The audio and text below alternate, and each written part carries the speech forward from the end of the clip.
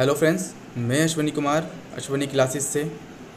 और आज से हम बात करने वाले हैं 6th क्लास की बड़ी सुंदर पुस्तक बाल राम कथा के बारे में। तो चलिए शुरू करते हैं इसके पहले अध्याय से, जिसका नाम है अवधपुरी में राम। हम रोज़ इसके एक पेज का आनंद लेंगे। तो चलिए शुरू करते हैं। अवधपुरी में राम। यह कथा अवध की है और बहुत पुरानी है। अवध में सरयू नदी के किनारे एक अति सुंदर नगर था, जिसका नाम क्या था? अयोध्या। सही अर्थों में दर्शनीय। दर्शनीय का मतलब क्या होता है? जो बहुत ही सुंदर हो, दर्शन करने योग्य हो, है ना, मतलब देखने लायक था।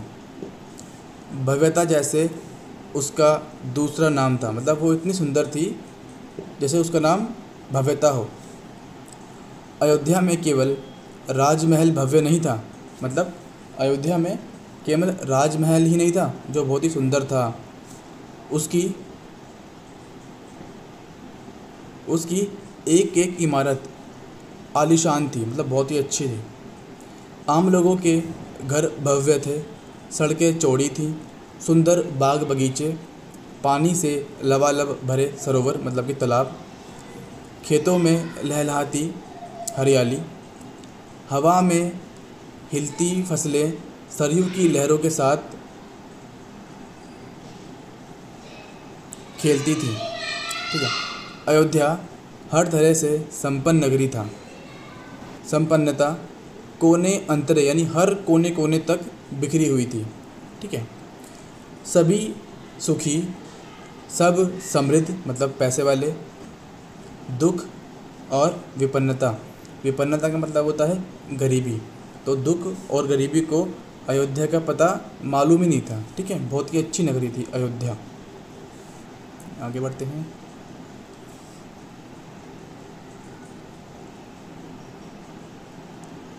या उन्हें नगर की सीमा में प्रवेश की अनुमति ही नहीं थी, मतलब बहुत ही सुंदर, समृद्ध, पानी से लबालब भरे हुए तालाब और सुखी शहर था अयोध्या। ठीक है। पूरा नगर विलक्षण था। विलक्षण का मतलब क्या होता है? जो गुणों से भरा हुआ हो। ठीक है। अद्भुत और मनोरम। मनोरम मतलब क्या होता है? सुंदर। ठीक, आगे बढ़ते हैं।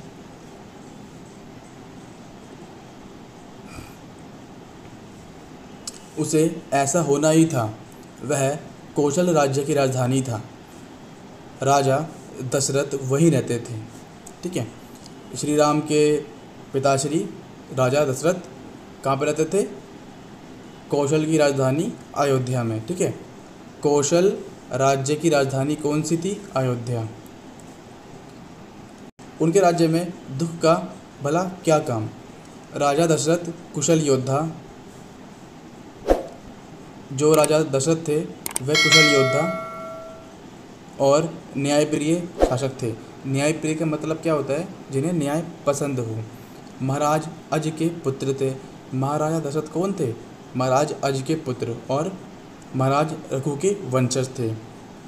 रघुकुल के उत्तराधिकारी थे।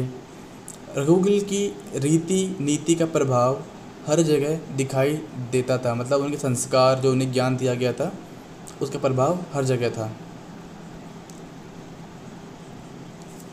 सुख समृद्धि से लेकर बात व्यवहार तक लोग मर्यादाओं का पालन करते थे, मतलब लोग वहाँ पे खुश भी थे, समृद्ध भी थे, मतलब पैसे वाले भी थे, और व्यवहार में हर एक मर्यादा का पालन भी करते थे।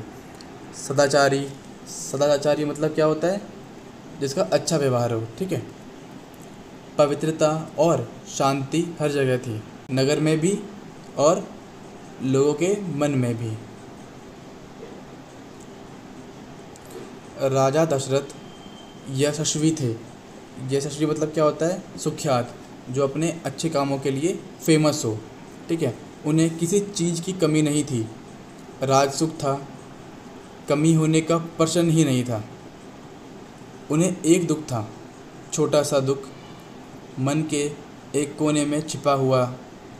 वह रह रहकर मतलब रुक रुक कर उभर आता था।